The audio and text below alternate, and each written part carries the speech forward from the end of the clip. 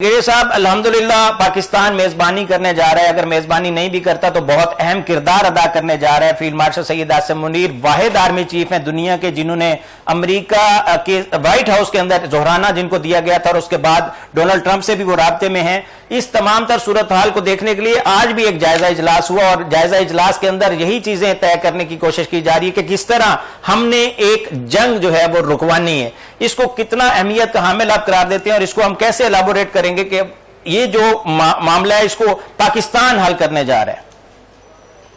اصل میں حل تو پاکستان نہیں کرے گا، پاکستان تو ان چیزوں کے اوپر ڈائلیٹ کروائے گا، بحث کروائے گا، یا ان چیزوں کے اوپر ایک دوسرے سے میڈیٹ کروائے گا جو شرائط امریکہ نے پیش کیے ہیں یا جو شرائط ایران نے پیش کیے۔ اس کی ذمہ داری یہ لینا کہ پاکستان حل کرے گا وہ ٹھیک سینٹنس نہیں ہے۔ پاکستان میڈیٹ کر رہا ہے، حل کرنا ہے اس کو ایران نے اور حل کرنا ہے اس کو امریکہ نے۔ اب جب دو ملکوں کی اس طرح لڑائی ہوتی ہے، اور ماضی میں بھی آپ نے دیکھا کہ ایسی بہت مثالیں موجود ہیں جہاں پہ ان جنگوں کے درمیان کوئی ایک ملک تھا، کوئی ایک طاقت تھی، کوئی پاور تھی جس نے ایسا رول پلے کیا جس سے مالک جو ہے وہ جنگ کی تباہی سے بچ گئے۔ ابھی اس وقت بھی جو کچھ ہو رہا ہے ایران اور اسرائیل اور ایران کے جو جنگ ہے جس میں امریکہ بھی شامل ہے، اور یہ تمام ہاسٹیلٹیز کا آغاز، تمام شدت کا آغاز، تمام اٹیک کا آغاز جو اسرائیل اور امریکہ نے کیا ہے، ایران تو اس کو ڈیفینڈ کر رہا ہے، اور ایران آج تک ڈیفینڈ کر رہا ہے۔ اور ایران جو کچھ ڈیفینڈ کر رہا ہے وہ بین الاقوامی قوانین کے تحت ڈیفینڈ کر رہا ہے۔ جب آپ کسی ملک کے اوپر حملہ کرتے ہیں بغیر کسی وجہ کے، اپنے طرف سے اپنے ذہن سے کوئی چیزیں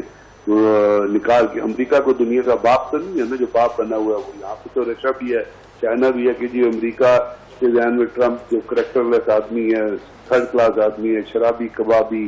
وہ اصل میں بنیادی طور پہ جو ایپسٹین کے اوپر جو اس کو الزام لگنے ہیں، اور ایپسٹین فائل کے اوپر جو اس کے اوپر چیزیں آنی ہیں، جو وہاں پہ تمام وہ جو امورل اور غیر اخلاقی جرائم کا مرتکب یہ شخص جو ہے، اس نے اس سے توجہ ہٹانے کے لیے پوری دنیا کو جنگ کے بادلوں میں تبدیل کیا۔